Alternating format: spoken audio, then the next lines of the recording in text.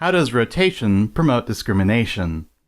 Inside the darker parts of Mario Party history, many people consider rotation minigames with a stink eye and a red hand. For these games, players are challenged to see who can rotate the analog stick the fastest in order to win, but unfortunately a good rule of thumb here is to not use your thumb. Since it's faster and easier to rotate using the inside of your hand, many people use this method, tore their hands up in the process, and then tried to palm their injury off as a way to get money out of Nintendo. But even though Nintendo removed these minigames from every future installment, and offered special gloves to partially injured partiers, these 1 vs 3 stick-waggling competitions remained fundamentally unbalanced, unfair, and unfun, upsetting the economy in some really dumb ways. Under normal circumstances, the lone player in a 1 vs 3 matchup is the disadvantaged party, since they've likely landed on a red space and lost coins, whereas the other players have landed on blue spaces and received coins. The colors determine whether you're blue or red team for the minigame, and generally the player on the red team is always the one getting shafted.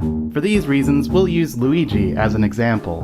The shafting continues for Luigi once you get inside of games like Tug of War and Paddle Battle. Both of these games feature a seemingly natural push and pull of the rope or the river that oftentimes factors into the endgame results. In Tug of War, evenly matched sides will pull the lone player closer to the edge first, at which point a little more stick rotation will again result in Luigi getting shafted.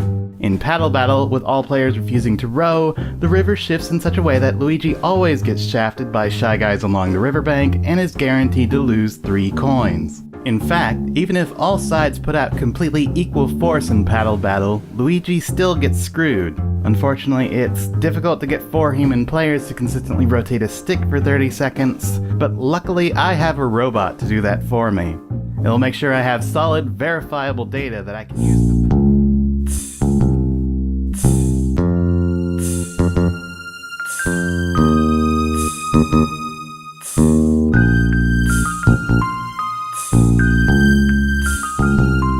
You would think that if each player of the blue team rotates the stick 3 times per second, that Luigi could counter that force by also rotating 3 times per second. That would be fair, but actually it doesn't work like that. Even though Luigi's total force is equal to each member of the other team, in total he's only outputting 1/3 of the force that they are, and the game doesn't think that's good enough. Although they're doing the exact same thing, Luigi typically loses 24 coins to the other team in this scenario. On top of that, the game thinks it's even more fun when Luigi performs better than the other team and makes much less profit. For him to get any appreciable amount of money from Paddle Battle, he has to work considerably harder and within a greater percentage margin than the other group. And to make as much money as the 3 rowers do by simply matching his rotations, Luigi has to outperform them by 12.5%.